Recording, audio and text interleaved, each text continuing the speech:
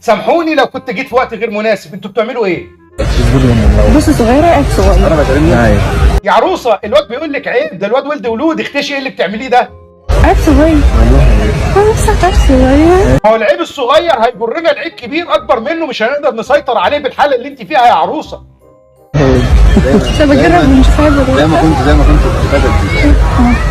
يا ابني سلم امرك لله وشوف هي عايزه ايه، دي مش ناويه تعديها الليله دي خالص. وهنا سقطت العباءة.